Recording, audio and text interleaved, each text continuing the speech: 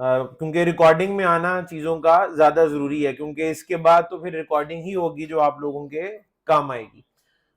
अच्छा जनाब, हम लोगों ने सिस्को डिस्कवरी प्रोटोकॉल को अभी पढ़ना शुरू किया है। सीडीपी जो है वो अपनी अपडेट्स किस तरीके से एक्सचेंज करता है, उसमें क्या क्या कुछ शामिल होता है, ये हम लोगों ने डिस्कस किया है। ठीक है, और मैंने आपको बताया था अमूमन सिस्को की डिवाइसेस पे सीडीपी एनेबल्ड ही मिलेगा आपको, और उसकी पहचान ये है कि अगर आप शो सीडीपी नेबर की कमांड दें या नेबर डिटेल की कमांड दें, अगर नेबर डिस्कवर हो रहे हैं तो दैट मींस कि आप पे भी सीडीपी एनेबल्ड है और जो डिवाइसेस डिस्कवर हो रही हैं उन पे भी सीडीपी एनेबल है। अगर ना हो रही हो तो इसका मतलब है सीडीपी शायद डिसेबल होगा इस पे। तो सीडीपी को अगर हमें एनेबल करना हो या हमें डिसेबल करना हो तो वो कैसे करते हैं? हमें तो बाय डिफॉल्ट एनेबल्ड ही मिला है, क्योंकि हमने अभी शो सीडीपी नेबर डिटेल की जब कमांड दी है राउटर्स पे जाके, आपके सामने दोबारा कर लेते हैं, शो सीडीपी नेबर्स। तो मैं जब ये कमांड देता हूं तो मुझे तो राउटर ए पे तीनों डिवाइसेस डिस्कवर होती हुई नजर आ रही है, और हमें पता था ये डिस्कवर इन्हीं को ही करेगा, तो हमें तो ये सारी की सारी डिवाइसेस जी आ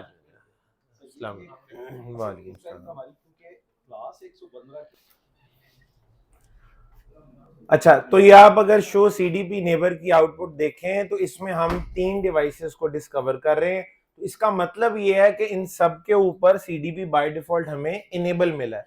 अगर ये इनेबल ना होता तो ये डिवाइसेस डिस्कवर ना हो रही होती, तो फिर हम इसको इनेबल करते कैसे? तो सीडीपी इनेबल करने का तरीका ये। अच्छा, इसको इनेबल करना अब कॉन्फ़िगरेशन है ना, तो कॉन्फ़िगरेशन के लिए हम ग्लोबल कॉन्फ़िगरेशन मोड में आते हैं और यहां पे कमांड है सीडीपी रन। ये वो कमांड है जो बाय डिफॉल्ट इनेबल ही थी, तभी तो आउटपुट आ रही थी।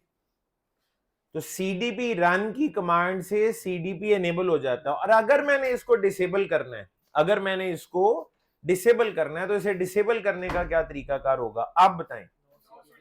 No CDP run. शुक्र आपने सीडीपी स्टॉप नहीं कह दिया, बनता तो ये है, ठीक है, लेकिन सिस्को में आपने कहा था। तो इसका सोचने का नजरिया आपने देखा बाकियों से मुख्तलिफ है, ठीक है, बहुत चालाक आदमी, ठीक है।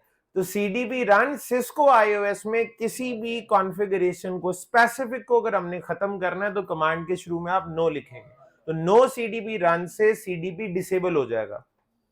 कुछ प्लेटफॉर्म्स ऐसे हैं जिन पे ही आपको डिसेबल्ड मिलता है, आपको इनेबल करना पड़ता है, वो आपके जेहन में नहीं रह सकते, ये तो मौके पे आप देख के ही आपको आइडिया होगा, ठीक है जी। तो ये कमांड मैंने आपको बता दी है। अच्छा, मैं ये इस तरीके से आपको कमांड लिख देता हूं, नो सीडीपी रन। ये एग्जीक्यूट तो नहीं ना हुई क्योंकि मैंने इसके शुरू में एक्सक्लेमेशन मार्क डाल दिया था, तो सीडीपी इनेबल्ड ही है। एक चीज जिसमें रह गई है, आप जब भी डू शो सीडीपी नेबर या नेबर डिटेल कर रहे हैं तो एक पैरामीटर आपको कॉन्टिन्यूसली नजर आ रहा है होल्ड टाइम से।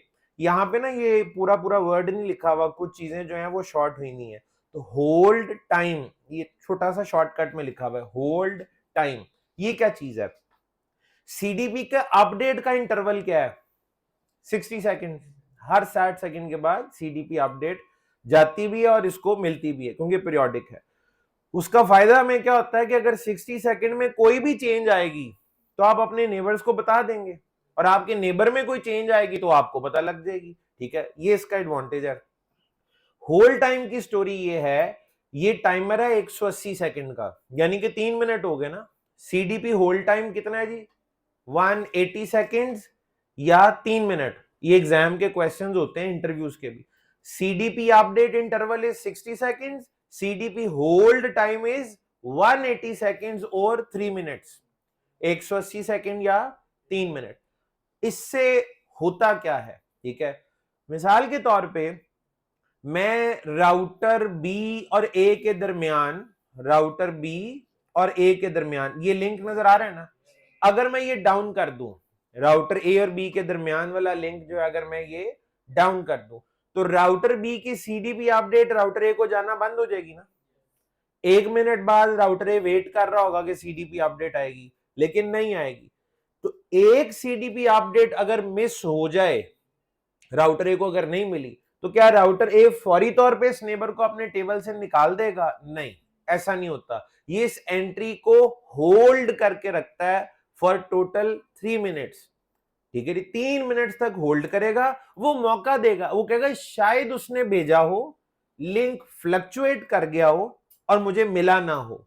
ठीक है, शायद एडमिनिस्ट्रेटर कुछ चेंजेस कर रहा हो जिसकी वजह से ये एक आधा सीडीपी अपडेट मुझे नहीं मिली, आइंदा मिल जाएगी। लेकिन अगर कॉन्टिन्यूस 3 मिनट तक यानी 3 कंसेक्यूटिव अपडेट्स अगर मिस हो जाए, अब राउटर कहेगा मामला लगता है संजीदा हो गया कुछ। ठीक है, लगता है परमानेंटली सीडीपी अपडेट्स आना बंद हो गई हैं, लिहाजा अब मुझे बी को अपने टेबल से निकाल देना चाहिए। यानी राउटर ए के टेबल में आपको राउटर बी दिख रहा है ना। ठीक है, यहाँ पे राउटर बी आ रहा है। जरा ये कमांड ना दोबारा देता हूं, शो सीडीपी नेबर, दोबारा शो सीडीपी नेबर, दोबारा शो सीडीपी नेबर। आप देख रहे हैं इसका इंपैक्ट क्या आ रहा है? ये टाइमर बढ़ रहा है कि घट रहा है? घटता जा रहा है। और ये ऊपर वाले पे नजर रखें, 123, 122, 121, 120 और किधर चला गया फिर से 179। 0 से लेकर 179, 180 सेकंड बनते हैं। हुआ क्या, जैसे ही वो 120 पे आया 60 सेकंड पूरे हो गए और सीडीपी अपडेट आ गई।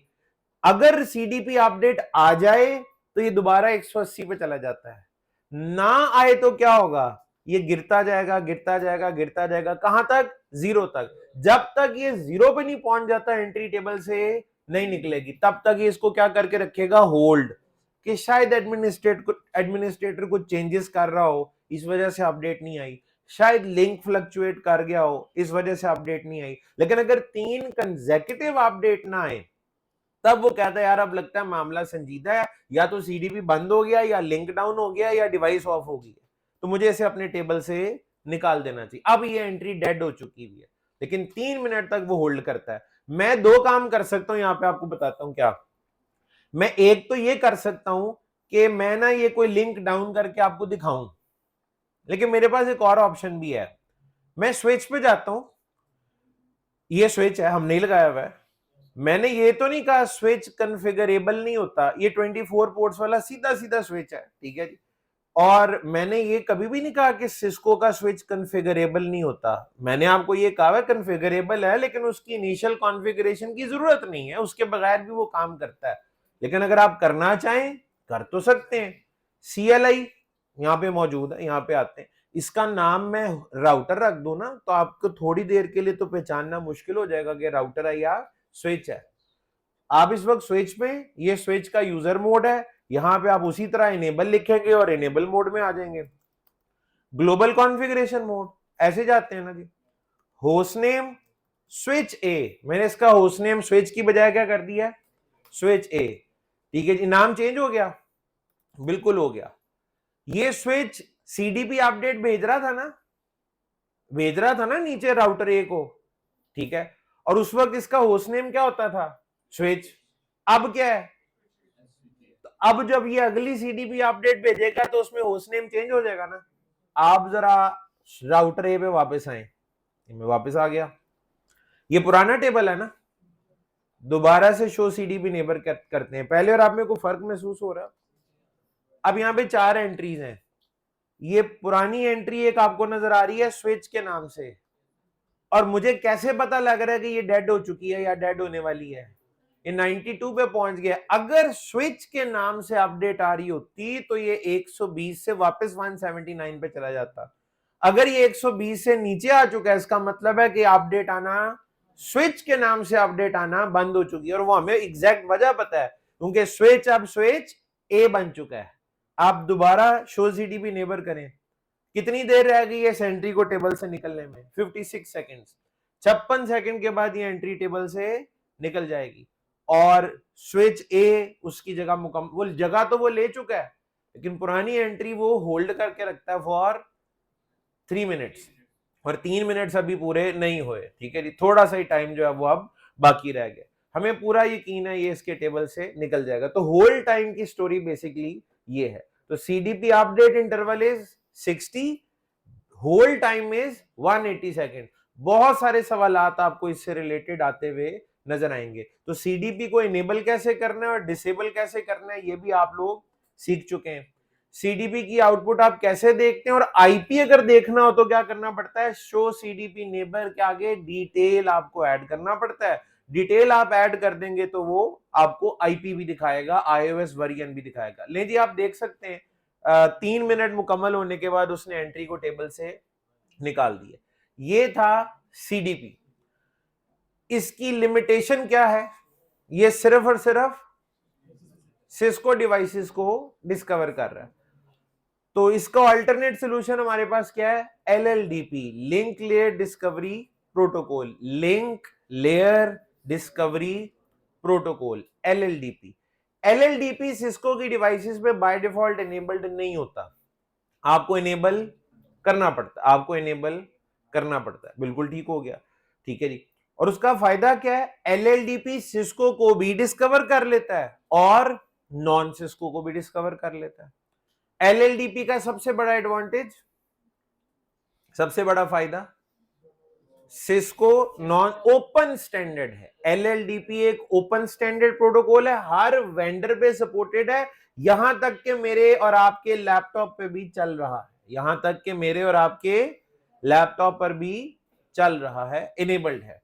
आप इसे इनेबल भी कर सकते हैं, आप इसे डिसेबल भी कर सकते हैं। कैसे कर सकते हैं, कोशिश करता हूं आपको नजर आए। विंडो की प्रेस की, CMD, कमांड प्रॉम्प्ट में गए, ठीक है जी। ये हमारे रियल सिस्टम का कमांड प्रॉम्प्ट है। कमांड प्रॉम्प्ट वो जहां पे आप कमांड दे देते हैं, एक तो पैकेट ट्रेसर का कमांड प्रॉम्प्ट था ना, ये असली वाले सिस्टम का कमांड प्रॉम्प्ट है, ठीक है जी। ये जी मैं कमांड प्रॉम्प्ट में आ गया, थोड़ा सा फॉन्ट साइज छोटा है, इसको बड़ा करने से बेहतर है, मैं आपको इतना लंबा चौड़ा काम है नहीं, एक कमांड देनी है, ठीक है जी। और आगे मैंने जो है वो आपको, बल्कि इधर ये कमांड प्रॉम्प्ट में भी जाने की जरूरत नहीं है, जरा एक सेकंड रुकिएगा। रन, विंडो की में क्या लिखा है मैंने, रन, और यहां पे कमांड है ncpa.cpl, ncpa.cpl। इसका फायदा क्या होता है अभी बताता हूं, ncpa.cpl, ncpa.cpl, एंटर।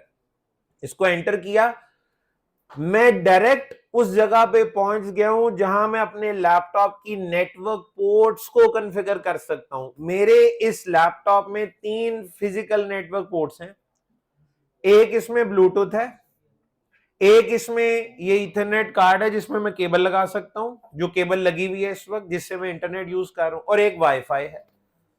आप में से अक्सर लोगों के लैपटॉप्स में ये तीनों ऑप्शंस होंगी या इनमें से 2 होंगी, ठीक है जी। ब्लूटूथ जो है वो अक्सर होता है, अक्सर नहीं होता, बाकी 2 पोर्ट्स तो होंगी, ठीक है जी। वाईफाई भी आप यूज कर रहे हैं तो वो भी होगा, और अगर फिजिकल आपके पास केबल लगाने की ऑप्शन है तो ये 2 आपको नजर आएंगी। ब्लूटूथ हो भी सकता है और नहीं भी हो सकता, ये डिपेंड करता है आपके लैपटॉप में है या नहीं। कमांड मैंने क्या दी थी, ncpa.cpl, मैं यहां लिख देता हूं। सबसे पहले मैंने विंडोज की प्रेस की, उसके बाद मैंने लिखा रन, उसके बाद जनाब मैंने लिखा यहां पे कमांड ncpa.cpl। इस कमांड का फायदा यह है आप डायरेक्ट इस जगह पे आ जाते हैं, अदरवाइज रास्ता बड़ा लंबा है। आप पहुंचे कहां पे हैं, कंट्रोल पैनल, कंट्रोल पैनल में नेटवर्क एंड इंटरनेट, और उसके अंदर नेटवर्क कनेक्शंस। आप चाहें तो वैसे भी आ सकते हैं, कंट्रोल पैनल में जाएं, वहां पे नेटवर्क एंड इंटरनेट में जाएं, उसके अंदर नेटवर्क कनेक्शन में जाएं। एक और तरीका भी है, ये नीचे आप देख रहे हैं ये मेरा इंटरनेट की कनेक्टिविटी जहां नजर आ रही है, इस पे राइट क्लिक करें और यहां पे भी है open network and internet settings, open network and internet setting. ये दरमियान में क्या लिखा हुआ है, नेटवर्क एंड इंटरनेट सेटिंग्स ही है ये बेसिकली। उसमें आगे फर्दर नेटवर्क कनेक्शन में आपने जाना है, फिर यहां पहुंचेंगे। पाथ बड़ा लंबा है तो आसान नहीं है, रन जाके सीधा सीधा टाइप करें ncpa.cpl, सीधा इधर आ जाएंगे। तो ये शॉर्टकट है यहां तक पहुंचने का। अच्छा, उसके बाद मैं ये वाली नेटवर्क पोर्ट यूज कर रहा हूं इस वक्त, राइट क्लिक किया, ईथरनेट पोर्ट पे क्या किया, राइट क्लिक, नीचे क्या जी, प्रॉपर्टीज, इसकी प्रॉपर्टीज में आ जाते हैं। ये देख रहे हैं internet protocol version 4, TCP IP version 4, ये वो जगह है इस पे क्लिक करके आप प्रॉपर्टीज में जाएंगे। ये वो जगह है जहां आप अपने लैपटॉप का या डेस्कटॉप का आईपी कॉन्फ़िगर करते हैं। पैकेट ट्रेसर में तो आसान है ना, वो आप डेस्कटॉप पे जाते हैं और सामने ही आईपी कॉन्फ़िगरेशन होता है। रियल लैपटॉप पे ऐसे होगा। अच्छा, मैंने क्या सिलेक्ट किया हुआ है, obtain N IP address automatically, यानी कि क्या चल रहा है, डीएचसीपी। और अगर खुद कॉन्फ़िगर करना तो मैं लिखूंगा use the following IP address और टाइप कर दूंगा। वही ऑप्शन है, आईपी है, सबनेट मास्क है, गेटवे है और नीचे डीएनएस है। लेकिन मैंने दोनों चीजों को किस पे छोड़ा हुआ है, डीएचसीपी पे, कि डायनामिकली कॉन्फ़िगर हो जाएगा। ठीक है, तो यहां तक पहुंचते कैसे, नेटवर्क पोर्ट पे राइट क्लिक, प्रॉपर्टीज, प्रॉपर्टीज में आगे टीसीपी IPv4, फिर उसकी प्रॉपर्टीज, और उसमें आगे आपको आईपी कॉन्फ़िगर करने की ऑप्शन नजर आ जाएगी। रियल डिवाइस पे आईपी आप ऐसे कॉन्फ़िगर करेंगे। आपको अभी आदत है पैकेट ट्रेसर की, थोड़ा सा उससे ये मुख्तलिफ है। अच्छा, यहां पे हम एक्चुअल में करने क्या आए थे, हम LLDP की बात कर रहे थे। LLDP नजर आ रहा है, Microsoft LLDP protocol driver check हुआ है, इसका मतलब है इनेबल है। अनचेक कर दूंगा तो डिसेबल हो जाएगा। इसका मतलब है ये दूसरी जो नेटवर्क डिवाइसेस हैं वो इसे डिस्कवर कर सकती हैं और ये उन्हें डिस्कवर कर सकता है। तो LLDP इसके ऊपर बाय डिफॉल्ट इनेबल्ड है। ठीक हो गया जी, इसको मैं बंद कर देता हूं और यहां से मैंने आपको दिखाया क्या इनेबल भी किया जा सकता है और इस पोर्ट पे डिसेबल भी किया जा सकता है। अच्छा जी, अब बारी है LLDP की। LLDP का थोड़ा सा जो थ्योरेटिकल ओवरव्यू है वो आपको पहले बता दूं। मैंने आपको पहले कहा था CDP और LLDP के काम करने का तरीका बिल्कुल सेम है। वो भी क्या, ये CDP अपडेट बनाता है, ये CDP अपडेट बनाता है, वो LLDP अपडेट बनाता है। CDP में CDP अपडेट होती है, LLDP में LLDP अपडेट होती है, और उसमें वो सारा कुछ ही होता है जो CDP अपडेट में, सेम वही चीजें, host name, IP, interface, iOS variant, तमाम वो डिटेल्स, इंटरफेस की इंफॉर्मेशन, सारी इंफॉर्मेशन वही होती है जो CDP में है। ठीक है जी, लेकिन फायदा क्या है कि वो सिस्को नॉन सिस्को सबको डिस्कवर कर सकता है। और कोई डिफरेंस उसके अंदर, कुछ माइनर से डिफरेंस है, वो आपको जो डिफरेंस है वो बता देता हूं। एक तो जी LLDP की जो अपडेट है, LLDP की अपडेट होती वो भी पीरियोडिक है, पीरियोडिक अपडेट है। ठीक है, और पीरियोडिक अपडेट का मतलब है फिर कोई इंटरवल भी होगा। CDP का इंटरवल कितना रहा, 60 सेकेंड, इसका 30 सेकेंड है, यानी ये 1 सेकंड में 2 अपडेट्स भेज देता है। यानी 30 सेकंड में भी कोई चेंज आई है ना तो ये वो बता देगा। इसका एक फायदा भी और एक नुकसान भी है। फायदा ये है कि चेंजेस का जल्दी पता लग जाएगा, नुकसान ये है कि रिसोर्सेज पे बोझ भी ज्यादा पड़ेगा, कुछ पाने के लिए कुछ खोना तो पड़ता है। ठीक है जी, अच्छा, अगर पीरियोडिक इंटरवल चेंज हो गया तो इसका होल्ड टाइम भी फिर डिफरेंट होगा उससे जी, बिल्कुल ऐसे ही है। LLDP का जो होल्ड टाइम या होल्ड इंटरवल है दैट इज 120 सेकेंड्स। 2 मिनट हो गया ना, 2 मिनट, उसका 3 मिनट था, इसका 2 मिनट है। 30 सेकेंड और 120, 30 बाय 120 और वो था 60 बाय 180। ये 30 बाय 120 है और वो 60 बाय 180। दूसरा, ये भी अपनी अपडेट को मल्टीकास्ट ही करता है। ठीक है जी, LLDP अपडेट मल्टीकास्ट होती है, मल्टीकास्ट होती है, और मल्टीकास्ट मैक पे होती होगी या आईपी पे, ये भी लेयर 2 है, ये भी फ्रेम ही बेचता है, तो मैक ही होता होगा, मल्टीकास्ट मैक। अब इसका मल्टीकास्ट मैक एड्रेस क्या है वो भी यहां पे मैं लिख देता हूं आपको, 0180C2, इस तरह से लिखें, फॉर्मेट सेम रखना है, एक जैसा। आपको याद है मैक के मैंने आपको मुख्तलिफ फॉर्मेट, 4 फॉर्मेट लिखवाए थे, तो मिक्स नहीं हो सकते, फॉर्मेट एक ही फॉलो होगा फिर थ्रू आउट। ठीक है, 0180C2।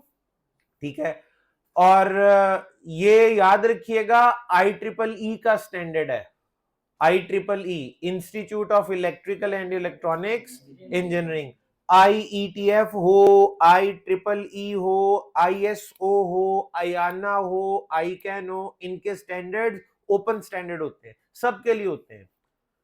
सिस्को प्रोप्राइटरी नहीं है, ये हवावे का प्रोप्राइटरी भी नहीं है। तो 0180C2, 0180C2, ये IEEE का अपना ही वेंडर कोड है। और इसके आगे अब LLDP के लिए कौन सा एड्रेस है वो आपको बता देता हूं। LLDP यूज करता है ये वाला एड्रेस 00000E। ये मल्टीकास्ट मैक कौन इस्तेमाल करता है? LLDP। LLDP अपनी अपडेट भेजने के लिए ये वाला मल्टीकास्ट मैक इस्तेमाल करता है। ये आपको बिल्कुल भी याद नहीं रहेगा और आपसे कोई पूछेगा भी नहीं। नोट्स जिंदगी में एक ही दफा बनते हैं, बार बार नहीं बनते। मेरे ये जहन में था, मैंने आपको लिखवा दिया, ठीक है जी। पर पता होना चाहिए कि अपडेट जो है वो मैक पे जाती है, मैक जेन में रह गया, अच्छी बात है। ये जेन में रहना चाहिए मैक होगा मल्टीकास्ट वाला, उसका दूसरा हेक्साडेसिमल नंबर होगा ऑड नंबर, इवन नहीं होगा, ऑड होगा, ठीक है जी। इसके अलावा सब कुछ सेम है। अब आप कहेंगे सर LLDP की लैब कैसे होगी? LLDP की लैब आपको मैं बता देता हूं। मैंने LLDP के बारे में आपको क्या कहा था? LLDP by default Cisco devices पे चल नहीं रहा होता बाय डिफॉल्ट, लेकिन आप इनेबल कर सकते हैं। CDP इनेबल किस कमांड से होता है? CDP run. LLDP कैसे होता होगा? LLDP run. LLDP run enter करते हैं और आपको एक सरप्राइज मिलेगा। थोड़ा सा दिल टूटता है इस पे, कमांड बिल्कुल ठीक है, पैकेट ट्रेसर के इस वाले वर्जन पे सपोर्टेड नहीं है, ये पुराना वर्जन है थोड़ा सा, ठीक है जी। इसका फायदा ये है कि हमें सिस्को की जो नेटवर्किंग एकेडमी है उसमें एनरोल नहीं होना पड़ता, अकाउंट नहीं बनाना पड़ता। आप सबका बन जाएगा अभी कुछ अरसे में। फिलहाल आप लोगों की कोई हवावे की एक्टिविटी चल रही है ना, आप उसकी कोई असाइनमेंट वगैरह कर रहे हैं, सिर्फ वही कर रहे हैं और तो नहीं कुछ चल रहा, माइक्रोसॉफ्ट तो नहीं भी बीच में आया। अभी आपकी जिंदगी में सिर्फ हवावे की कोई एक्टिविटी चल रही है। ये लोग बड़े जालिम हैं, ये सिस्को भी साथ ही शुरू करा देते हैं, माइक्रोसॉफ्ट भी बीच में आ जाता है और आप लोगों का बेड़ा ही गर्क हो जाता है। कुछ समझ नहीं आती जिंदगी में क्या चल रहा है। तो मैंने इन्हें मना कर दिया था कि इन्हें एक पहले पूरा कर लेने दें, क्योंकि हमारे पास बड़ा टाइम है, 6 महीने हमने साथ चलना है, ठीक है जी। तो बहुत टाइम है, आप आराम से पहले हवावे को पूरा कर लें, फिर हम सिस्को शुरू करवा देंगे, ठीक है जी। तो फिर सिस्को की जो एक्टिविटीज हैं वो आपको इतनी बुरी भी नहीं लगेंगी, तो सिस्को तो आप मेनली पढ़ रहे हैं, ठीक है। अच्छा एक चीज मैं आपको बता दूं, अगर आपको पढ़ने का शौक है, कोई दिलचस्पी है, आप चाहते हैं सिस्को सीख रहे हैं, तो हवावे भी सीख लें। मेरी हवावे की ना कुछ वीडियो रिकॉर्डेड हैं, और ऐसी वीडियोस रिकॉर्डेड है, 9 घंटे हैं टोटल, 9 घंटे। वो 3 दिन की वर्कशॉप थी, ठीक है, 3-3 घंटे की रिकॉर्डिंग है, वीडियो रिकॉर्डिंग। आप वो देख लें, आपको जितना सिस्को आता है ना, आपको हवावे भी आ जाएगा। यानी उसके बाद आपको हवावे की कोई ट्रेनिंग अलग से लेने की जरूरत नहीं पड़ेगी, हवावे चीते बन जाएंगे आप उसके, ठीक है जी। तो आप बस वो देख ले, मैं आपके साथ शेयर कर दूंगा, कभी वक्त मिले, जरूरत पड़ जाए, कहीं जॉब अपॉर्चुनिटी है जहां पे हवावे की रिक्वायरमेंट है। हवावे की सर्टिफिकेशन तो करनी है आपने फ्री में, सिस्को की भी करनी है, माइक्रोसॉफ्ट की भी ये करा रहे हैं। तो जब एक चीज की सर्टिफिकेशन करनी है, बंदा सीख भी ले उसे। तो उसकी वीडियोस मैं आपके साथ शेयर कर दूंगा।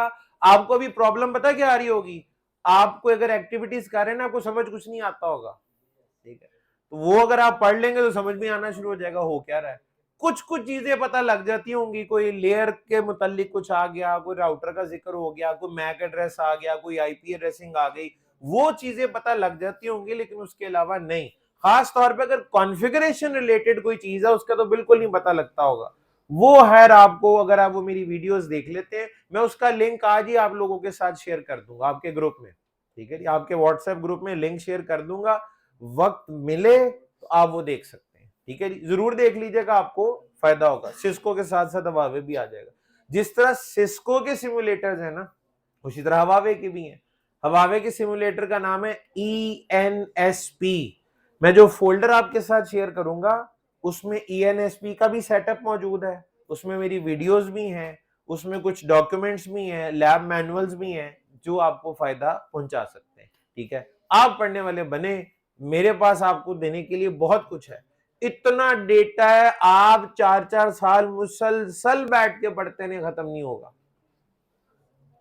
मैं आपको लेटर ऑन आगे चल के CCIE enterprise CCI routing switching जो होती थी ना, उसका नाम अब CCI एंटरप्राइज। मैं उसका पूरा बूट कैंप आपके साथ शेयर कर दूंगा। CCI सर्विस प्रोवाइडर, मैं उसका पूरा मुकम्मल बूट कैंप आपके साथ शेयर कर दूंगा, यानी पूरा जो मैंने पढ़ाया हुआ वीडियो रिकॉर्डिंग दे दूंगा आपको। वो पढ़ने के बाद आपको वो भी आ जाएगा।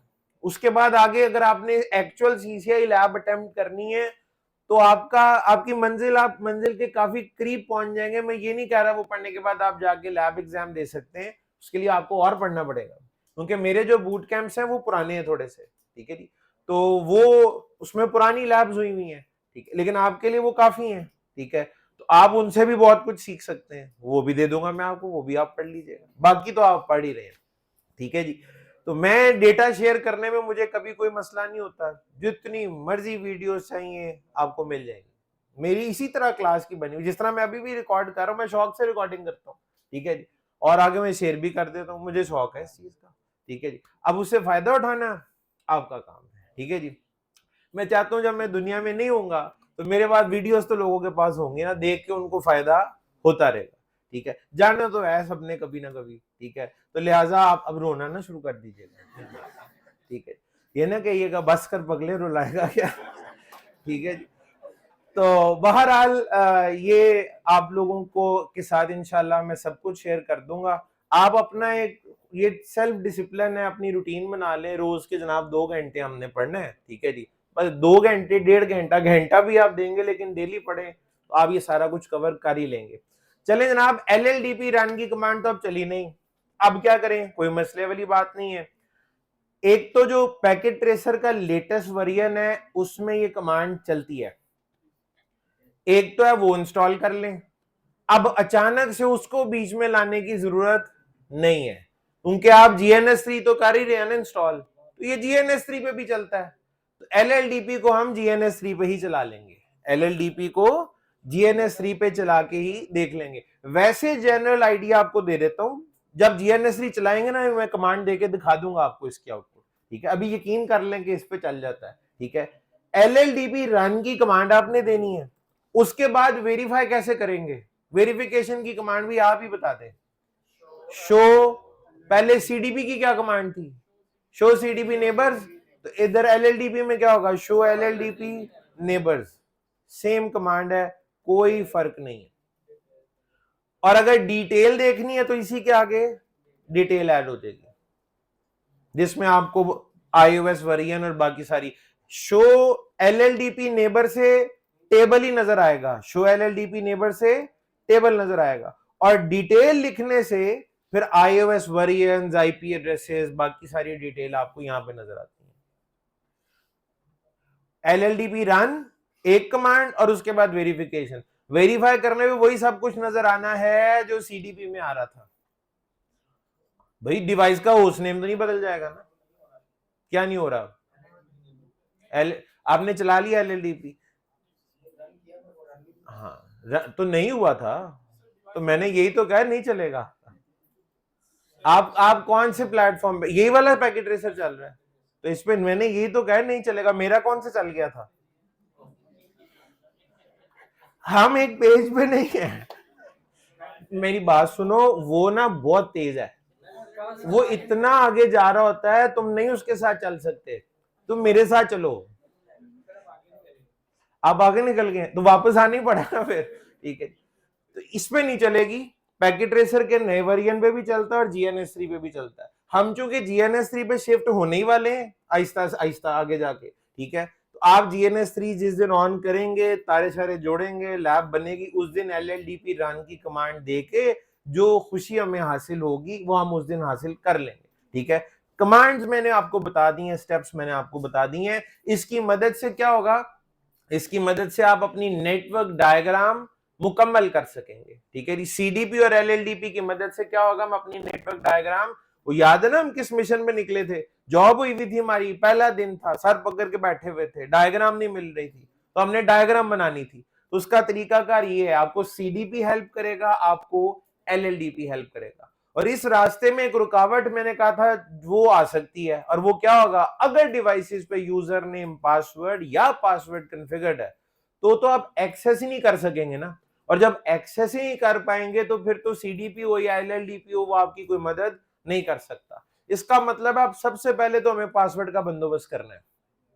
हमें पासवर्ड किसी तरह या तो हमें पता लग जाए या हमारे रास्ते से निकल जाए, ठीक है।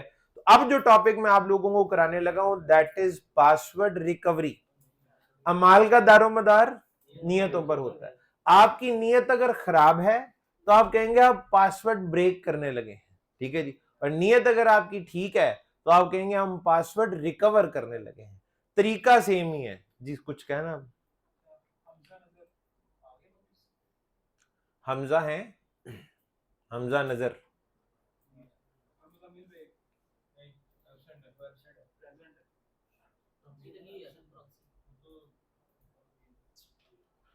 अच्छा जी, तो हम बात कर रहे थे कि पासवर्ड हैक करना, पासवर्ड ब्रेक करना, ठीक है जी। अगर नीयत खराब हो तो आप ये कहेंगे, और नीयत अगर आपकी ठीक है, आप एडमिनिस्ट्रेटर हैं, ऑथराइज्ड हैं, ठीक है, तो आप कहेंगे आप पासवर्ड रिकवर करने लगे।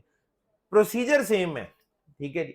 अच्छा, अब एक और मसला यहां पे आता है कि आप कहेंगे सर अभी तो हमें चंद दिन हुए हैं नेटवर्किंग पढ़ते हुए, अगर अगर हम आज ये पासवर्ड को रिकवर करना, ब्रेक करना या हैक करना सीख जाएंगे तो फिर ये किस बात का सिक्योर हुआ?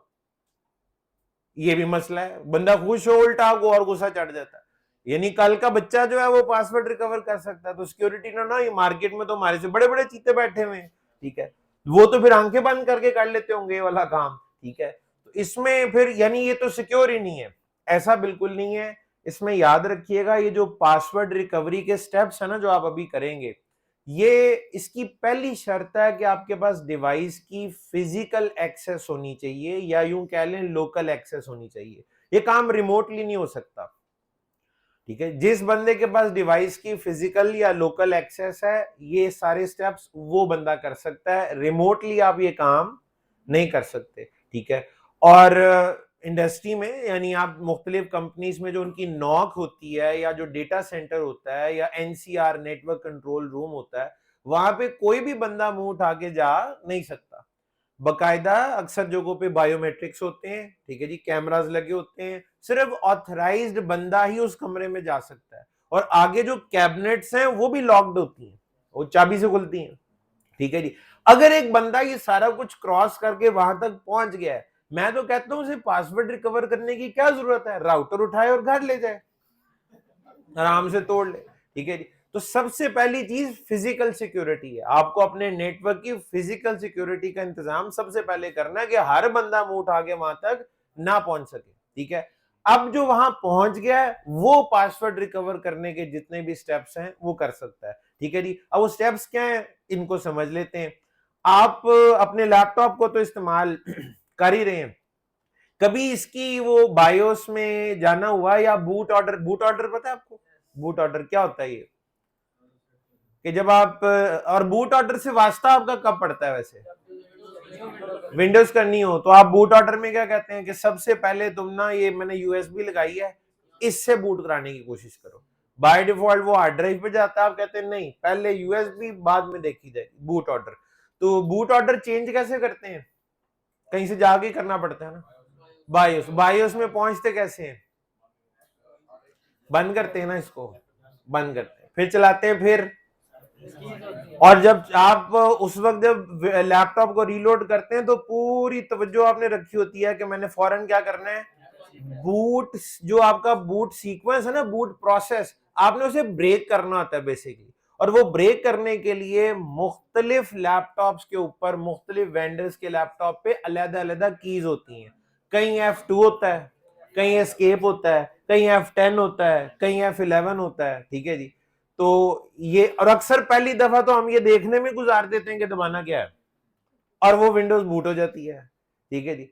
फिर नेक्स्ट टाइम हम दोबारा रीलोड करते हैं और फिर ध्यान रखा होता है और अचानक कहीं से आवाज पड़ती है, बातों में लग जाते हैं, वो फिर निकल जाता है, फिर दोबारा करते हैं, ठीक है। तो मुख्तलिफ कीज हैं, बूट प्रोसेस को ब्रेक करना होता है उसके लिए मुख्तलिफ कीज हैं। और फिर आप जनाब बायोस में जाते हैं, वहां अपना बूट ऑर्डर चेंज करते हैं। मानते हैं इन चीजों से वाकिफ हैं?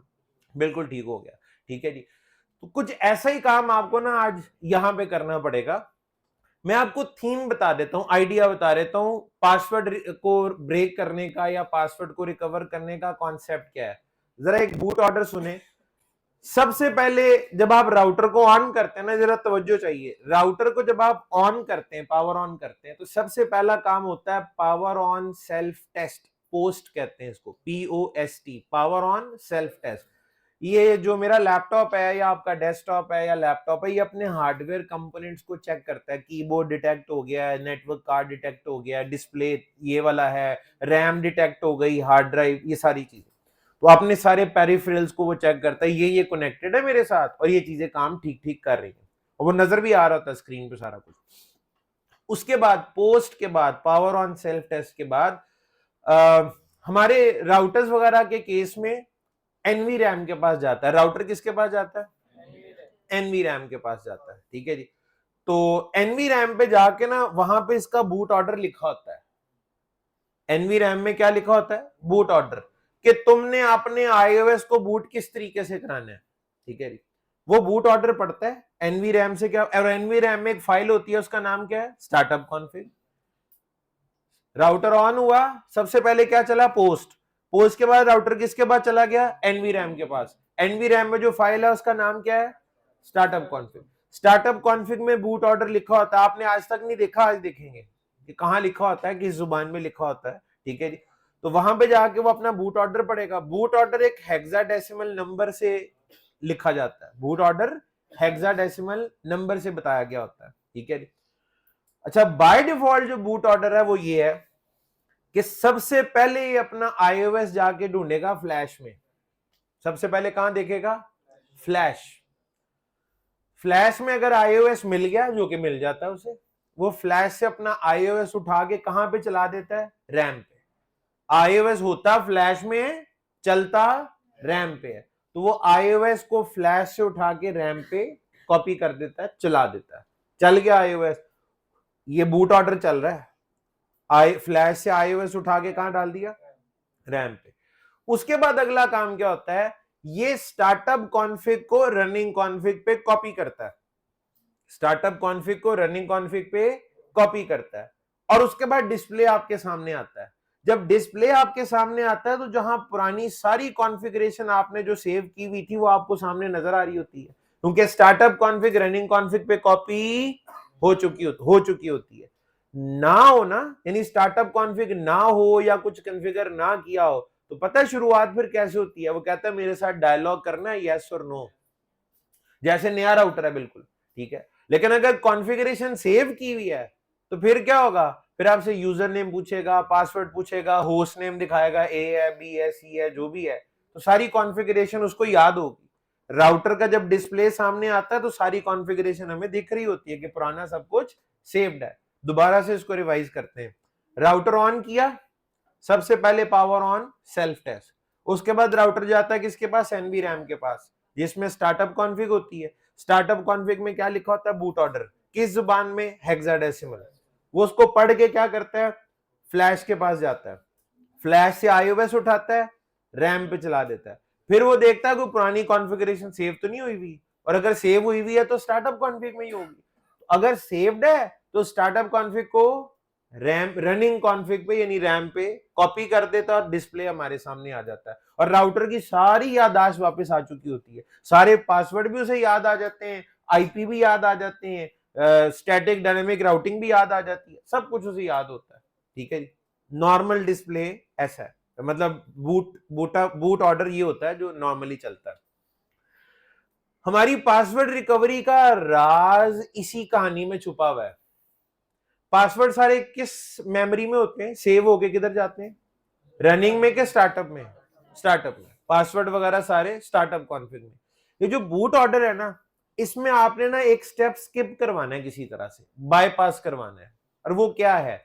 ये जो स्टार्टअप कॉन्फ़िग को रनिंग कॉन्फ़िग पे कॉपी करता है ना, अगर आप किसी तरीके से ये वाला स्टेप बाईपास करा दें, किसी तरीके से ये वाला स्टेप बाईपास अगर आप करवा दें, ठीक है, आपका काम बन जाएगा। स्टार्टअप कॉन्फ़िग रनिंग कॉन्फ़िग पे जब कॉपी ही नहीं होगी, तो उसे उसकी याददाश्त वापस नहीं आएगी, वो पासवर्ड भी भूल जाएगा, वो आईपी भी भूल जाएगा, यहां तक कि अपना होस्ट नेम भी भूल जाएगा। और उसका फायदा आप क्या उठाएंगे, कैसे उठाएंगे, ये मैं आपको अभी समझाता हूं कि आगे क्या करना।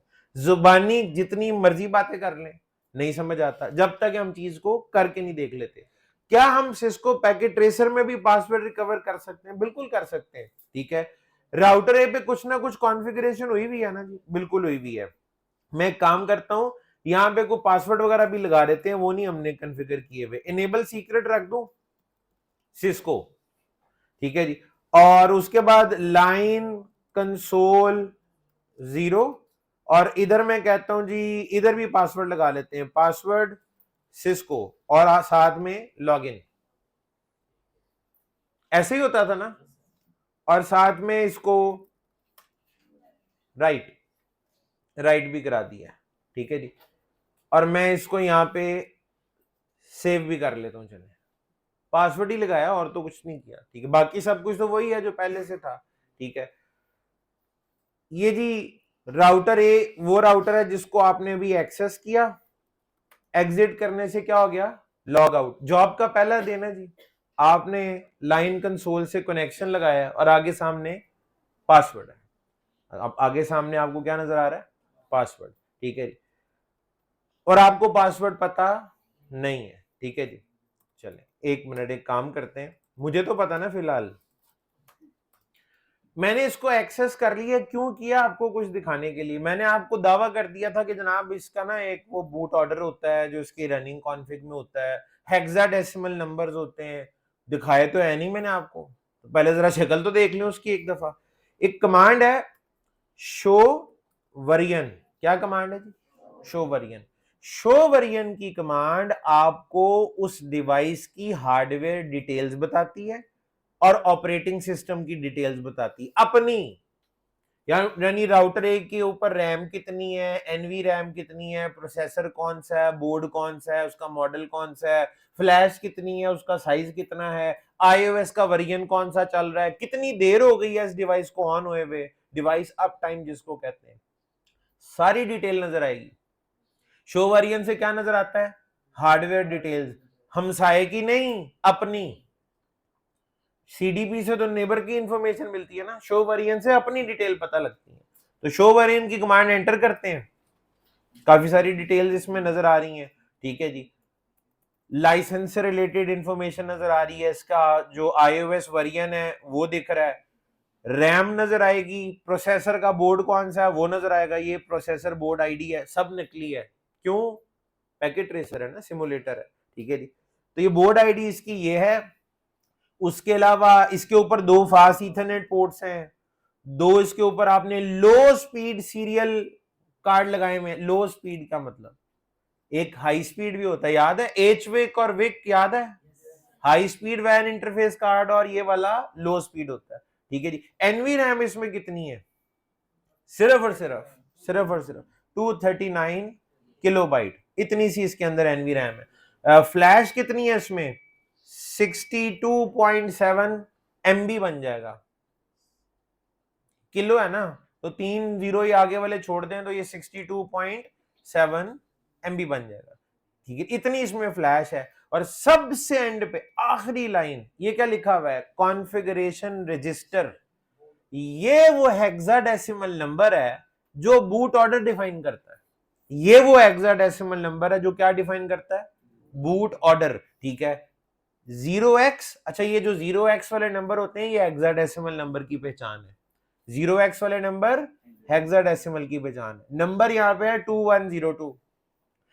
अब ना ये कॉन्फ़िगरेशन रजिस्टर वैल्यूज का एक पूरा टेबल आपको सिस्को की वेबसाइट से मिल जाता है कि नंबर ये हो तो उसका क्या मतलब है, नंबर वो हो तो उसका क्या मतलब है। भाई ये नंबर बाय डिफॉल्ट है ना, मैंने तो नहीं रखा था, ये फैक्ट्री से रख के आया है, ये डिफॉल्ट बूट ऑर्डर को डिफाइन करता है। इसका मतलब सुन लें क्या है, सबसे पहले पोस्ट चलेगा, फिर ये नंबर पड़ेगा आके, नंबर ये मिलेगा। इसका मतलब है तुमने जाना है फ्लैश के पास आईओएस उठाने के लिए, फ्लैश से आईओएस पिक करेगा, रैम पे चलाएगा, और उसके बाद क्या करेगा, स्टार्टअप कॉन्फ़िग को रनिंग कॉन्फ़िग पे कॉपी कर देगा। अगर आपके कॉन्फ़िगरेशन रजिस्टर वैल्यू 0x2102 हुई तो 0x2102 से क्या होता है, 0x2102 से क्या होता है, पोस्ट चलता है, आके नंबर पढ़ता है, फ्लैश से iOS उठाता है, रैम पे कॉपी कर देता है, फिर स्टार्टअप कॉन्फ़िग को रनिंग कॉन्फ़िग पे कॉपी करता है। ये सब कुछ होता है। इसका मतलब ये है, प्री डिफाइंड है ये, ठीक है। एक वैल्यू है 0x2142, 2102 की बजाय 42, 0x2142। अगर आप रजिस्टर वैल्यू चेंज करके 2142 कर दें तो सब कुछ सेम रहेगा, आखिरी स्टेप बाईपास हो जाएगा। स्टार्टअप कॉन्फ़िग को रनिंग कॉन्फ़िग पे कॉपी नहीं करेगा, स्टार्टअप कॉन्फ़िग को रनिंग कॉन्फ़िग पे कॉपी नहीं करेगा। यानी अगर मैं ये रजिस्टर वैल्यू 2142 कर दूं, 2142 कर दूं, सब कुछ यही होगा, सिर्फ आखिरी स्टेप स्किप हो जाएगा।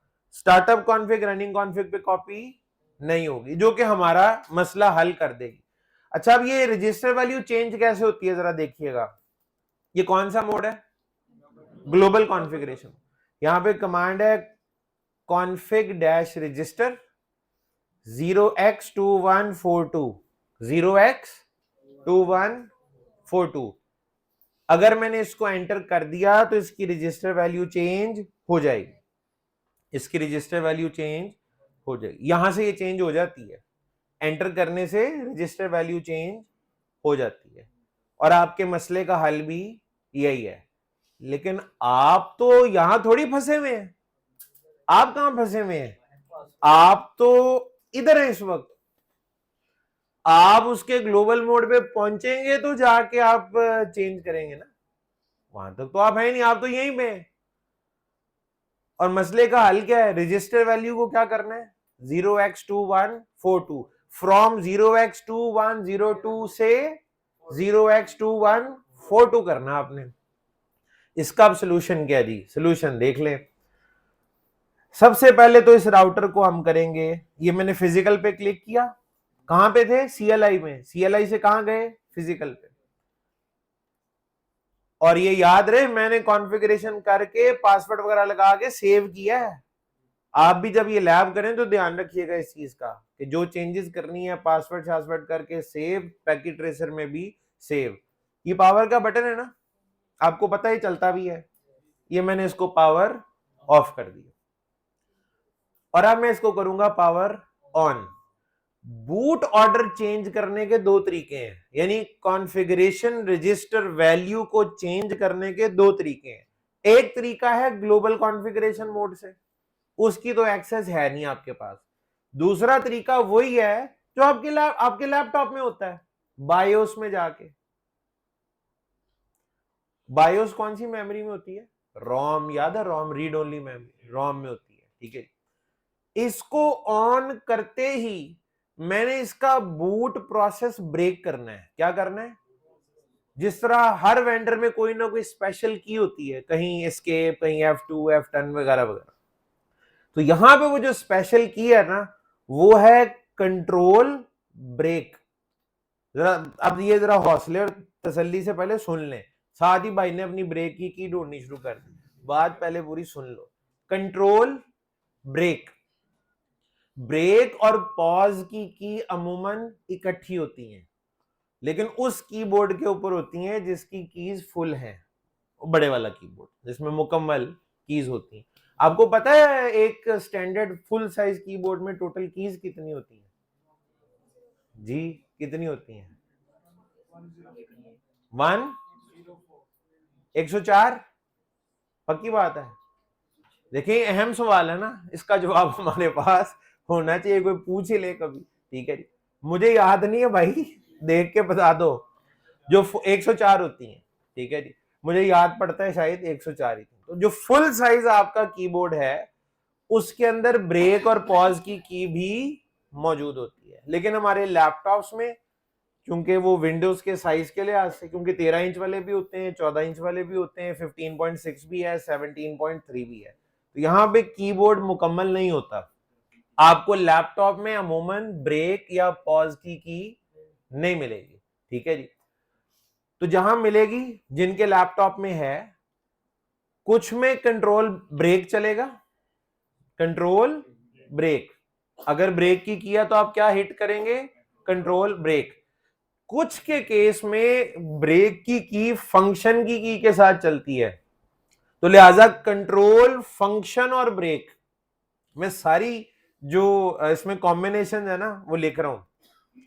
एक है जी कंट्रोल प्लस ब्रेक, एक है control plus function plus break. चाहते हैं, बात समझ आ रही है? फुल कीबोर्ड है तो उसमें ब्रेक की होगी, या आपके वाले में वैसे भी है, लैपटॉप्स में भी होती है कुछ। तो कंट्रोल ब्रेक चलेगा, ठीक है जी, कंट्रोल ब्रेक चलेगा, या कंट्रोल फंक्शन और ब्रेक चलेगा फंक्शन के साथ। और अगर ब्रेक की है ही नहीं है, ज्यादातर में नहीं हो, तो उसकी जगह फिर आप बी फॉर ब्रेक, जो लेटर बी है आप उसे इस्तेमाल करेंगे, ठीक है जी। अच्छा, अब यहां पे भी साइंस है, कुछ जगहों पे कंट्रोल प्लस बी चलता है और कुछ जगहों पे कंट्रोल, फंक्शन और बी ये चलेगा। मैं अपने इस वाले लैपटॉप पे, आपको याद है कुछ ऐसा पहले यहां डेस्कटॉप था, इस वाले लैपटॉप पे ये काम मैं पहली दफा करने लगा हूं और मुझे नहीं पता कि यहाँ पे कौन से वाली की, भाई ये ब्रेक की तो मुझे नजर नहीं आ रही, ठीक है जी, तो चलेगा तो बी, या तो कंट्रोल बी चल जाएगा या कंट्रोल फंक्शन और बी चल जाएगा, ठीक है जी। और मैं आपको ये कितने कॉम्बिनेशन मैंने लिखे हैं? 4। ये कॉम्बिनेशन कितने हैं? आप में से कुछ ऐसे खुश नसीब भी होंगे जिन पे इनमें से कोई भी नहीं चलेगा, उसकी वजह भी सुन लें। आप में कोई गेमिंग करता है अपने लैपटॉप्स पे?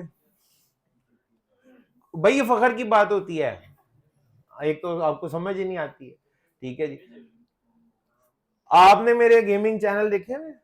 नहीं ना देखे हुए, देखिएगा कभी कभी फिर बताऊंगा। अच्छा जी, तो कंट्रोल, अच्छा जिनके, अगर आप गेमर हैं तो जो गेमर्स होते हैं ना उन्होंने अक्सर अपने कीबोर्ड का लेआउट चेंज किया होता है, कीबोर्ड का लेआउट चेंज, डिफॉल्ट लेआउट को चेंज किया होता है। अगर आपने अपना लेआउट चेंज किया हुआ है तो आपकी इनमें से कोई भी कॉम्बिनेशन काम नहीं करेगा।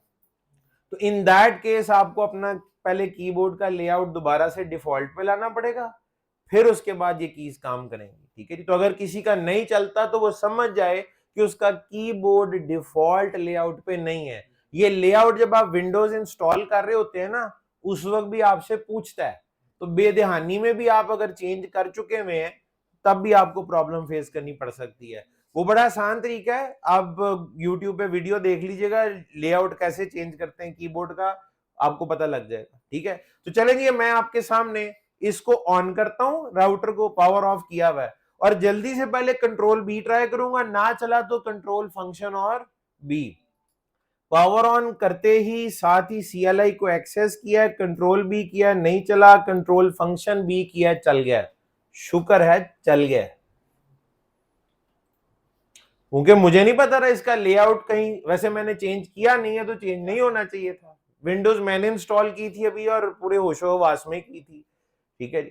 तो कंट्रोल, फंक्शन और बी आपके पास भी चला है, क्या चला है? बी। अच्छा, इनका कंट्रोल, फंक्शन और ब्रेक चला है क्योंकि ब्रेक की थी, आपका भी ब्रेक के साथ चला है। जिनका ब्रेक नहीं है उनका क्या चलेगा? बी चलेगा, ठीक है जी। आपका बी चला है, मेरा भी बी चला है, कंट्रोल फंक्शन बी, ठीक है जी। ये अब क्या लिखा हुआ है? लिखा हुआ है ये ROM इज रोम, यानी कि रीड ओनली मेमोरी, और MON जो अगला है दैट इज मॉनिटर। इसको कहते हैं रोम मॉनिटर मोड, रोम मॉनिटर मोड। हम बायोस में आ चुके हैं, इधर बायोस नहीं होती सिस्को में, मिनी iOS होता है, याद है? बायोस तो लैपटॉप में होती है, इधर मिनी iOS होता है, और मिनी iOS में भी आके आप कुछ ना कुछ कमांड्स तो दे सकते हैं, ठीक है। तो मैंने इसका बूट प्रोसेस ब्रेक किया और रोम मॉनिटर मोड में आ गया, यानी मिनी iOS में आ चुका हूं। अब यहां पे करने क्या है आप? वो बूट ऑर्डर चेंज करना है, बूट अभी पासवर्ड अभी नहीं ब्रेक होगा, पासवर्ड ही ब्रेक हो रहा है, उसका स्टेप है एक, वो कॉन्फ़िगरेशन रजिस्टर वैल्यू याद है, वो यहां से भी चेंज हो जाती है, वो यहां से भी चेंज हो जाती है। यहां पे कमांड है कॉन्फ raise, कॉन्फ raise. कॉन्फ raise short form है कॉन्फ़िगरेशन रजिस्टर की, कॉन्फ़िगरेशन रजिस्टर की।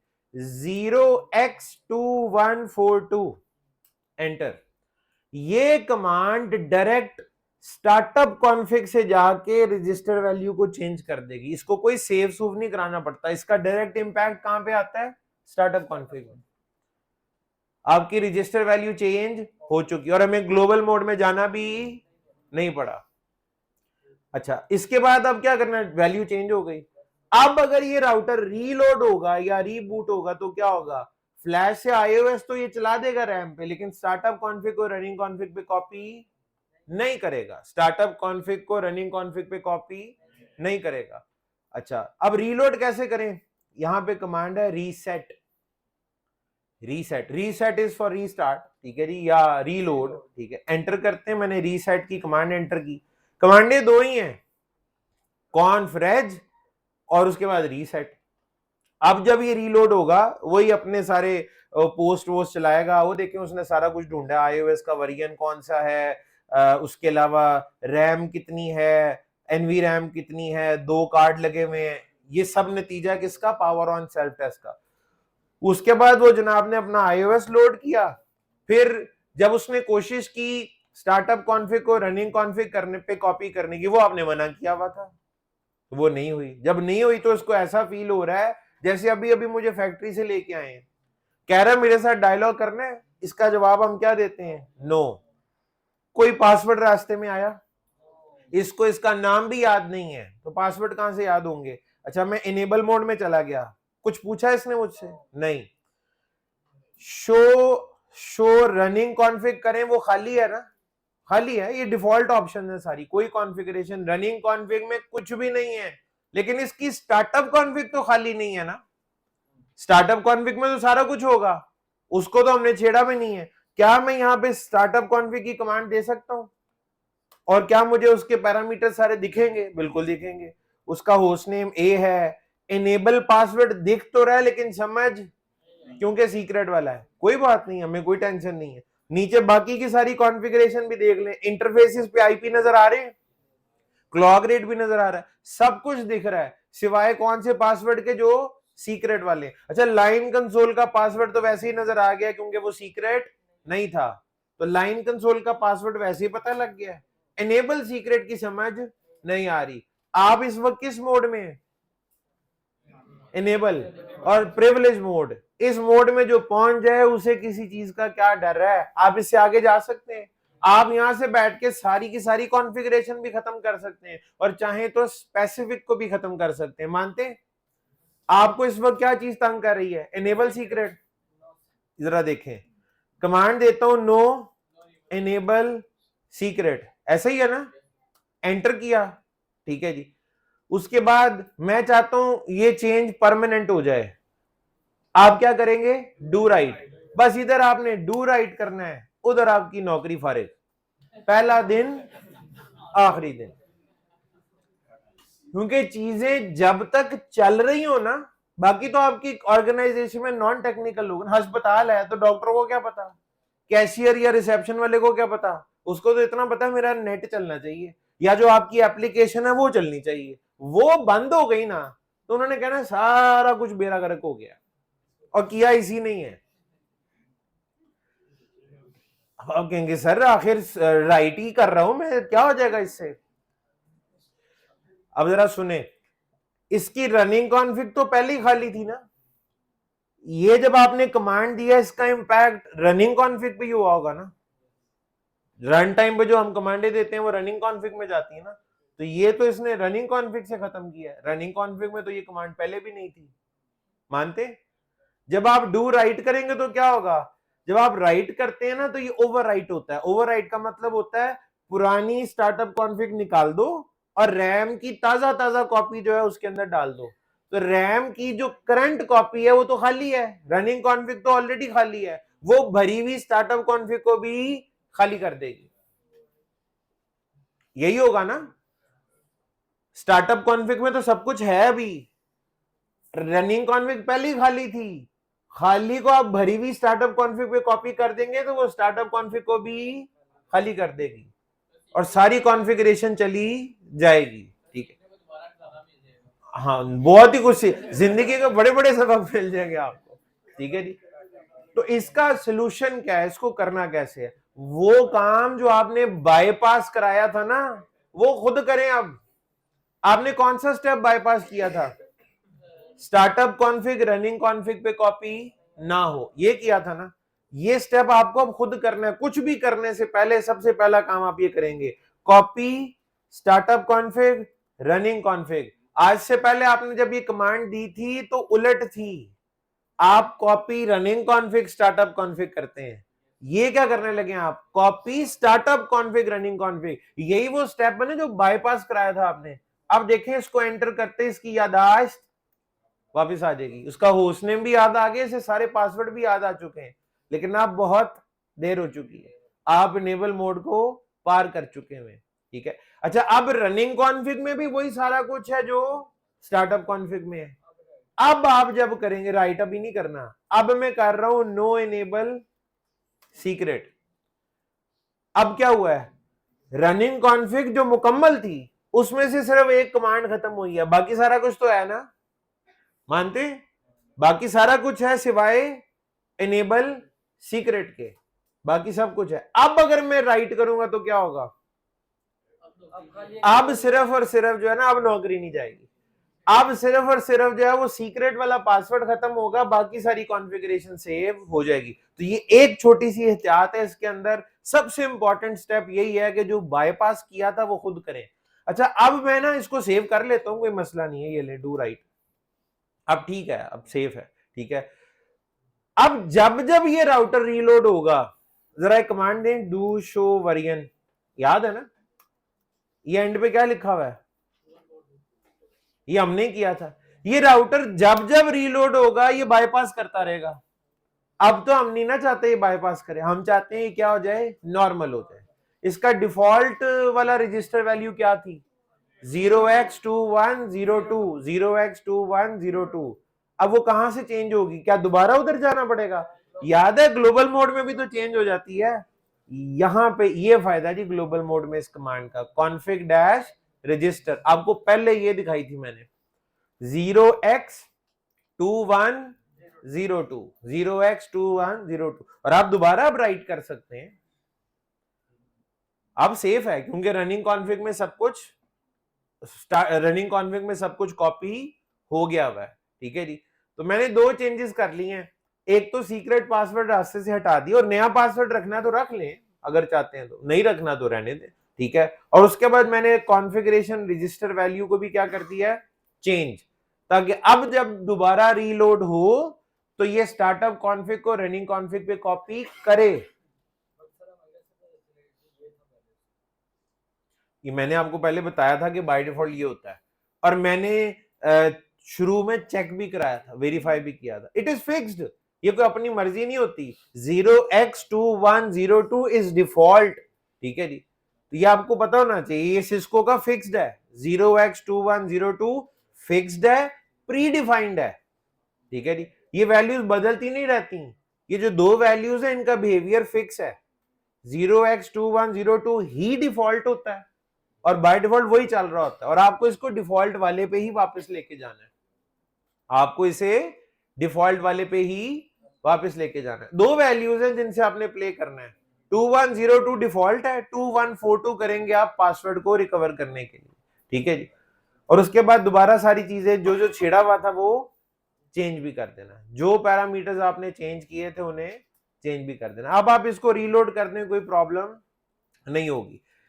करें जी रीलोड। रीलोड के लिए रीलोड की कमांड होती है, एंटर किया, रीलोड होगा, और अब आपसे ये यूजर मोड का तो पासवर्ड पूछेगा क्योंकि वो देख लिया था आपने, वो क्या था, सिस्को, वो तो नजर आ रहा था ना, तो वो सिस्को है। लेकिन जो पासवर्ड समझ नहीं आ रहा था वो अब आपसे ये पूछेगा ही नहीं। इनेबल सीक्रेट पूछा उसने आपसे, नहीं, क्योंकि आप उसको रास्ते से निकाल चुके हैं। और इसका रजिस्टर वैल्यू दोबारा से क्या हो चुका है, 0x2102। दो वैल्यूज है, 2102 और 2142। 2142 आप कब करेंगे, जब आपने पासवर्ड को रिकवर करना है। स्टेप्स ज्यादा नहीं है, लेकिन सबसे इंपॉर्टेंट स्टेप जो है ना वो कॉपी वाला है। Copy startup config, running config, जो आपकी नौकरी या तो जाया कर देगा या आप तो चक्कर चला सकते हैं ना, होशियार लोग हैं, आप कहें अब तो आपका नेटवर्क ठीक होने लगा, आज देखे तो सही होता क्या है। ठीक है, जो पहले आपका इंटरनेट आ रहा था ना वो ठीक नहीं था, अब जो आएगा ना वो सही वाला होगा। ठीक है जी, तो बहरहाल जी प्रमोशन हो जाएगी, पहले दिन ही। अच्छा जी, तो ये पासवर्ड रिकवरी के स्टेप्स है। अच्छा, जब इसकी प्रैक्टिस हो जाए, समझ आ जाए, तो ज्यादा वक्त नहीं लगता। अच्छा, इस दौरान ना एक और चीज का बड़ी शिद्दत से एहसास हुआ है कि ये कॉन्फ़िगरेशन फाइल बड़ी इंपॉर्टेंट होती है, और वो हमारी किसी गलती की वजह से जाया भी हो सकती। साल हर साल की कॉन्फ़िगरेशंस होती हैं। अच्छा, ये सारी कॉन्फ़िगरेशन को एक दिन में नहीं हो गई होती, over the period of time. Network जितना पुराना है, 10 साल पुराना है, 15 साल पुराना है, तो 15 सालों में वो सारी कॉन्फ़िगरेशन हुई होंगी, और हमारी किसी एक गलती की वजह से वो सारी कॉन्फ़िगरेशन जाया भी हो सकती है। तो इतनी अहम कॉन्फ़िगरेशन का बैकअप तो हमारे पास जरूर होना चाहिए। इतनी अहम कॉन्फ़िगरेशन का बैकअप तो हमारे पास जरूर होना चाहिए। अब ये बैकअप कैसे लेते हैं, कॉन्फ़िगरेशन का बैकअप किस तरीके से लिया जा सकता है? सबसे आसान तरीका, देसी और सबसे आसान तरीका वो ये है, आपकी कॉन्फ़िगरेशन या तो रनिंग कॉन्फ़िग में होगी या स्टार्टअप में होगी। आप शो रनिंग कॉन्फ़िग की कमांड दें, ये स्पेस दबा रहा हूं मैं, जितने पेजेस हैं खोल लिए, ये आखिरी कमांड से लेकर पहली कमांड तक, ठीक है, यहां पे बल्कि जहां से होस्टनेम आपका शुरू हो रहा है ना, वहां तक आप इसको क्या कर लीजिएगा, या यहां से भी आप चाहें तो कॉपी कर सकते हैं। एक तो ये टिक ही नहीं रहा एक जगह पे। चलें, ये यहां से लेकर आप यहां तक सारी की सारी कॉन्फ़िगरेशन को कॉपी करें और नोटपैड में ले जाएं। ये लें, सारी कॉन्फ़िगरेशन नोटपैड में आपके पास आ चुकी है। ठीक है जी, मुकम्मल। तो ये आपके पास बैकअप का एक आसान तरीन तरीका जो है ना वो ये है। ठीक है जी, एक तरीका आपके पास ये मैंने फालतू कमांडें निकाल दी, होस्ट नेम से लेकर एंड तक जो लास्ट कमांड थी, मेरे पास सारी कॉन्फ़िगरेशन यहाँ पे आ गई है। इसमें इसका होस्ट नेम, इसको सेव कर ले, जिसमें होस्ट नेम भी हो, डेट भी हो, टाइम भी हो, कि ये बैकअप जो है वो फलां तारीख को इतने बज के इतने मिनट पे लिया था। जितनी भी आपकी डिवाइसेस है उनका बैकअप आप इस तरीके से लेकर अपने पास रख सकते हैं। लेकिन इसका एक और तरीका भी है जो प्रॉपर है, वैसे ये भी कोई गलत नहीं है, इसमें भी कोई हर्ज नहीं है, कोई मसला नहीं है, लेकिन एक और तरीका का जो इसके लिए इस्तेमाल होता है वो मैं आपको सिखाता हूं। इसका इनडायरेक्टली आपके साथ जिक्र पहले भी हो चुका है, वक्तन फवक्तन होता रहा है। मैंने फाइल सर्वर का जिक्र किया था एक जमाने में, जब मैंने राउटर को पहले दिन एक्सेस किया था और डायलॉग कॉन्फ़िगरेशन सामने आया था।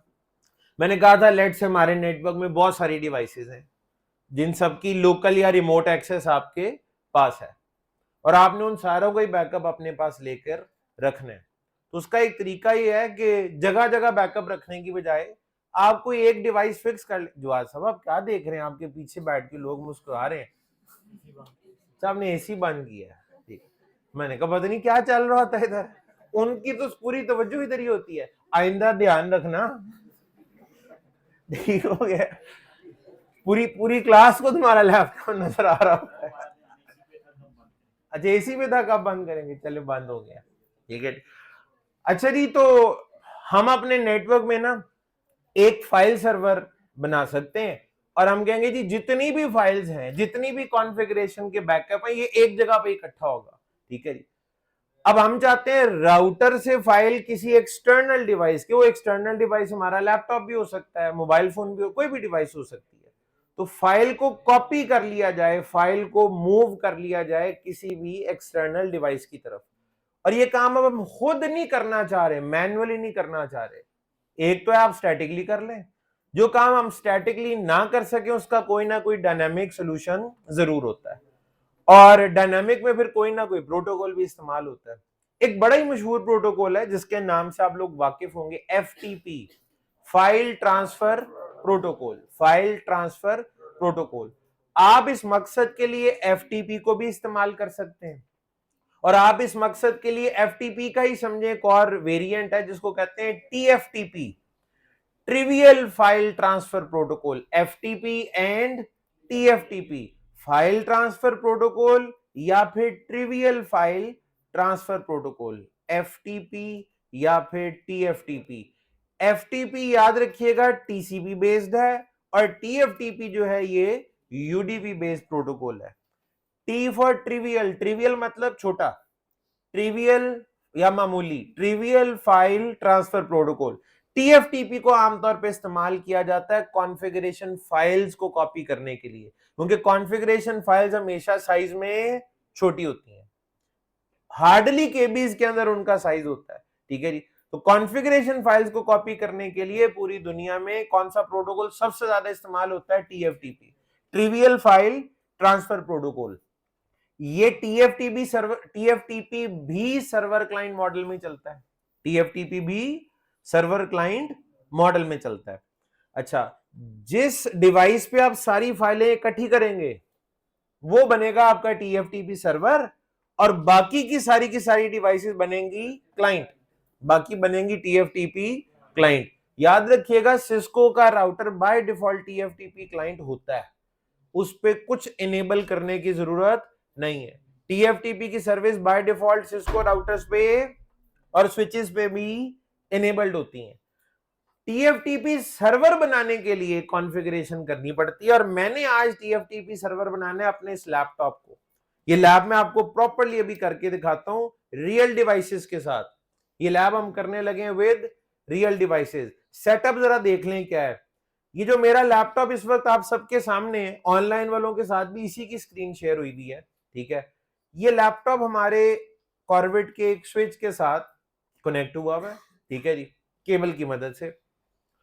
और इसी तरह एक स्विच और है, इसी स्विच के साथ एक और स्विच मौजूद है, ठीक है, उसका होस्ट नेम गालिबन स्विच 2 है,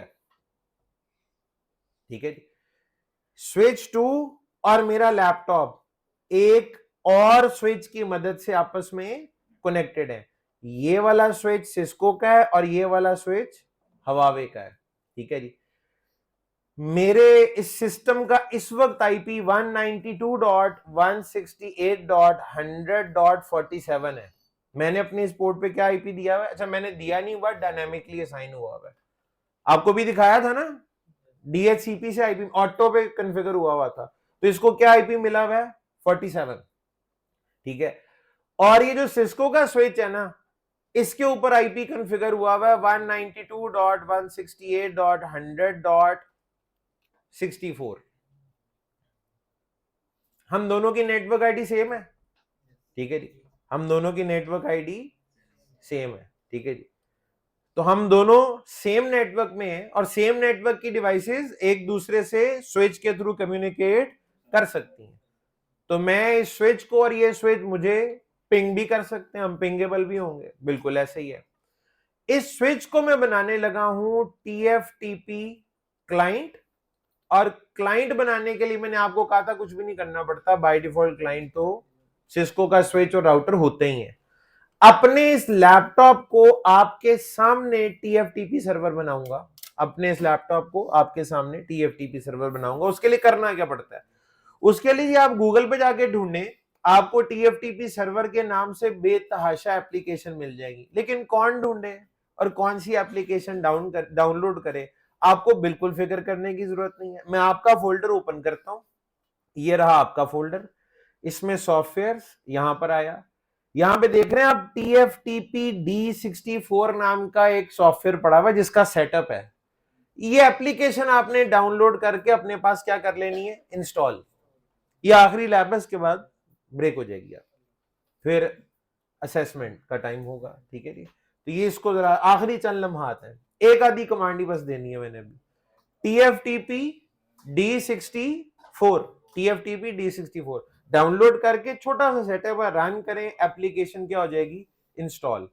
एप्लीकेशन मैंने अपने पास अभी अभी आपकी क्लास के शुरू में इंस्टॉल की है, ठीक है, बल्कि ब्रेक में इंस्टॉल की थी, ठीक है जी। इंस्टॉल होने के बाद ये एप्लीकेशन यहाँ पे आपके सामने इसका आइकॉन आ गया, आप इंस्टॉल कर रहे हैं, ठीक है, लेकिन वो स्विच तो नहीं है ना आपके पास अभी। लैब अभी आप कैसे ये लैब कर सकते हैं, अगले लेक्चर में ये सिखाऊंगा। ठीक है, रियल राउटर होगा, रियल लैपटॉप होगा, और ये लैब आप उस पर करेंगे, सब करेंगे। ठीक है जी, अभी सिर्फ इसको देख लें एक दफा। अच्छा, ये मैंने आपको पहले ही बताया, जितनी भी नेटवर्क एप्लीकेशन है ना, आपने इनको आज के बाद रन एज एडमिनिस्ट्रेटर करके चलाना है, और ये यकीनी बनाएं कि आप इसको रन एज एडमिनिस्ट्रेटर करके ही चलाएं। इसको चलाने से पहले मैं एक काम और करने लगा हूं, तवज्जो से जरा देखिएगा। विंडो की प्रेस की, यहां पे लिख रहा हूं फायरवॉल। ठीक है जी, फायरवॉल, हमारे विंडोज के अंदर एक फायरवॉल इंस्टॉल्ड होती है और वो बाय डिफॉल्ट इनेबल ही होती है। ये देखें क्या लिखा हुआ है, विंडोज डिफेंडर फायरवॉल। इस पे क्लिक किया, यहां पे देखिए turn Windows defender firewall on और ऑफ, इस पे आते हैं। बाय डिफॉल्ट ये ऑन है, आपने इसको कर देना ऑफ, ऊपर भी और नीचे भी, पब्लिक नेटवर्क के लिए भी और प्राइवेट नेटवर्क के लिए भी। क्या कर दिया जी, ऑफ। अगर आप ऐसा नहीं करेंगे तो होता यह है कि अगर आप बाहर से पिंग करें ना इस विंडोज को, इस सिस्टम को, वो उसको ब्लॉक कर देगा। तो बेहतर है आप इसे क्या कर दें, अपनी लैब के लिए ऑफ कर दें, बाद में दोबारा से ऑन कर लीजिएगा। तो मैंने इसको कर दिया है ऑफ। ठीक है जी, ये देखें रेड हो गया है। ठीक है जी, आपकी फायरवॉल क्या हो गई है, ऑफ। ठीक है जी, अब मैं क्या करने लगा हूं, ये एप्लीकेशन राइट क्लिक किया, रन एज एडमिनिस्ट्रेटर, इसको यस करेंगे, चल गई।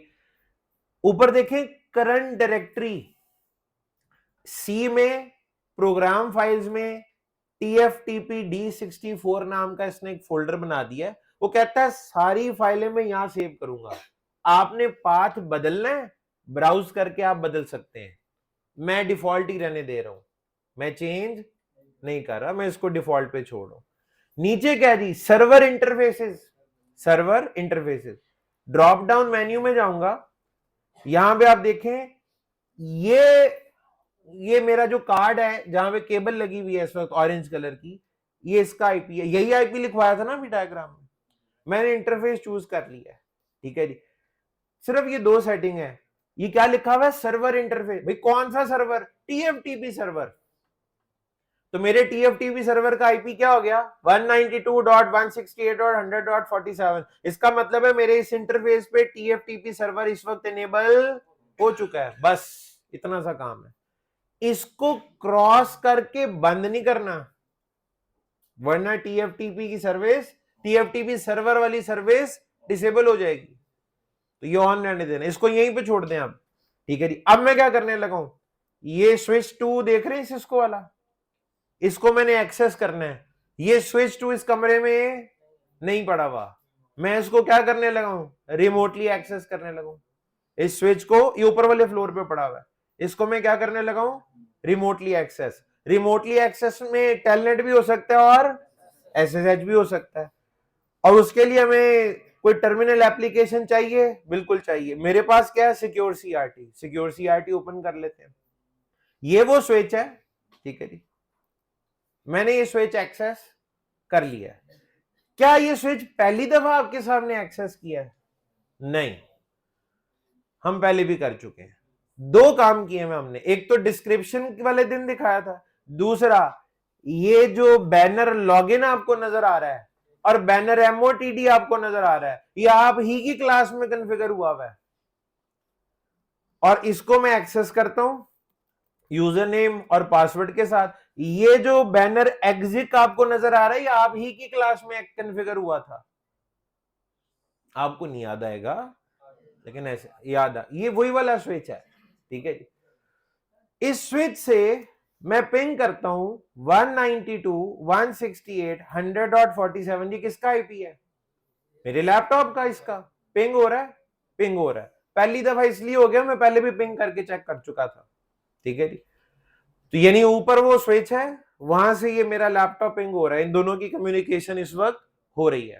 ठीक है जी, अब मैं ये चाहता हूं कि इसकी जो रनिंग कॉन्फ़िग है या इसकी जो स्टार्टअप कॉन्फ़िग है उसका बैकअप लिया जाए, और बैकअप कहां पे स्टोर हो, मेरे लैपटॉप की C ड्राइव में, प्रोग्राम फाइल्स में TFTP D64 नाम का एक फोल्डर है, वहां पे सेव हो जाए। अब ये कैसे होगा आपको दिखाता हूं। हम बेसिकली कॉपी करना चाह रहे हैं, ऐसे ही है ना जी। किसको? रनिंग कॉन्फ़िग को। किस पे? नहीं, टीएफटीपी सर्वर पे। तो आगे आप लिखेंगे टीएफटीपी बस, और इसको एंटर कर दें। हमें नजर आ रहा है कि ये अधूरी इंफॉर्मेशन है, इससे हमसे कुछ सवाल पूछने चाहिए। सही सवाल पूछ रहा है, वो कह रहा है भाई टीएफटीपी सर्वर कौन है? तो हमारे टीएफटीपी सर्वर की पहचान उसका आईपी एड्रेस है। टीएफटीपी सर्वर मेरा लैपटॉप है ना, इसका आईपी क्या है? 192.168.100.47। इसने लिखा हुआ है एड्रेस और नेम। नेम में कब लिख सकता था? अगर डीएनएस होता और बाइंडिंग हुई होती, लेकिन हमने यहाँ डीएनएस वगैरह कॉन्फ़िगर नहीं किया हुआ। आईपी बता दिया। वो कहता है डेस्टिनेशन पे इस नाम से सेव करूंगा, डेस्टिनेशन पे टीएफटीपी सर्वर पे इस नाम से फाइल भेजूंगा। आप अगर तो एंटर कर देंगे तो ये कॉपी हो जाएगा। मैं कहता हूं भाई तुम नाम थोड़ा चेंज कर लो, ठीक है जी। मैं इसको यहां से कॉपी करता हूं, ठीक है जी। हद हो गई यार, मुझे लगता है इस लैपटॉप पे कुछ आया हुआ है किसी का, ठीक है जी। ओ, अब ठीक है। सिक्योर सीआरटी में जब आप सिलेक्ट कर लेते हैं ना तो ये कॉपी हो जाता है, यानी आपको कंट्रोल सी वगैरह करने की जरूरत नहीं, ये कॉपी हो चुका है। और राइट क्लिक करने से ना ये पेस्ट कर देता है। तो मैं राइट क्लिक करता हूं, इसने पेस्ट कर दिया है। इसके आगे मैं चेंज ये कर रहा हूं, आज की तारीख डाल देते हैं। आज डेट क्या है? 13, ठीक है जी। और अगस्त है 2023। लंबा नाम हो गया फाइल का, कोई मसला नहीं, मैंने थोड़ा सा अपने लिहाज से कस्टमाइज कर लिया। इसको एंटर करते हैं और अभी देखिएगा क्या हुआ। ये क्या हुआ जी?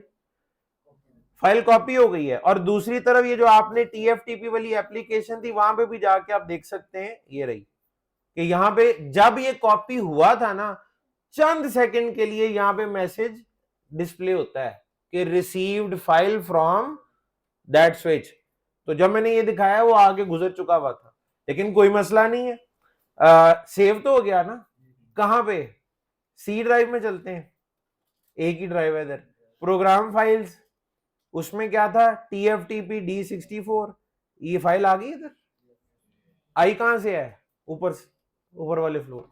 सीढ़ियां चढ़ेंगे ना यहां से ऊपर, तो लेफ्ट साइड पे आपको एक रैक हवा में लटका हुआ नजर आएगा दीवार के साथ। तो ये स्विच वहां पड़ा हुआ है, तो उसका बैकअप हमने यहाँ पे लाके सेव कर लिया।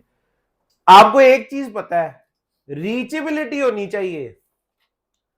सेम नेटवर्क में कुछ भी करने की जरूरत नहीं पड़ती, और नेटवर्क डिफरेंट हो तो राउटिंग करानी पड़ती है। इसका मतलब है मैं दुनिया की हर उस डिवाइस का बैकअप लाके यहाँ पे सेव कर सकता हूं जो मेरे लिए रीचेबल है। और रीचेबिलिटी का पहला स्टेप तो आप लोगों को भी आ गया है, स्टैटिक राउटिंग। मैंने कोई बहुत मुश्किल काम किया है? नहीं। टीएफटीपी की एप्लीकेशन इंस्टॉल किया है, पाथ सेट किया है, इंटरफेस चूज किया है कौन से वाला, ठीक है जी।